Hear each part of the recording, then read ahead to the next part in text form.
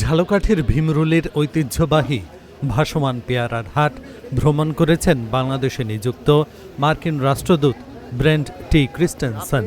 রোববার সকাল ৯টার দিকে ভীমরুলির ভাসমান হাটে পৌঁছান মার্কিন রাষ্ট্রদূত। এ সময় অতিরিক্ত জেলা প্রশাসক কাউসার হোসেন তাকে ফুল দিয়ে শুভেচ্ছা জানান। পরে ছোট নৌকায় চড়ে ভাসমান হাট ঘুরে দেখেন রাষ্ট্রদূত। এ সময় তিনি স্থানীয় পেয়ারার স্বাদও নেন। নৌকায় বসে ভাসমান হাটের কেনাবেচা ও আশেপাশের সবুজ শ্যামল পরিবেশ উপভোগ করেন তিনি। ভীমরুলি ভাসমান হাটে কিছুক্ষণ অবস্থানের পর ট্রলার যোগে পিরোজপুরের আটঘর কুরিয়ানার উদ্দেশ্যে রওনা হন মার্কিন রাষ্ট্রদূত। এ সময় তার সঙ্গে ছিলেন মার্কিন দূতাবাসের কর্মকর্তা ও স্থানীয় প্রশাসনের কর্মকর্তারা। ভ্রমণ শেষে সাংবাদিকদের সঙ্গে কথা বলেন ব্রেন্ট টি ক্রিস্টেনসেন।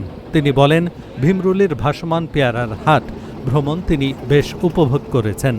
এখানকার সবুজে ঘেরা মনোরম পরিবেশ তাকে অভিভূত করেছে। Shubha Shokal, Assalamu alaikum. It's great to be here at the floating markets to experience this unique site in Bangladesh.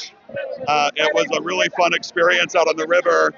I enjoyed getting to try the guavas, getting to talk to the sellers, getting to see how the guava is picked, and of course getting to sample some of the guava as well. I was told that the important expression is Dan Nodikal, Tine Borishal, and I think that's definitely very true from what I saw today. So thank you very much. Donabad. Thank you.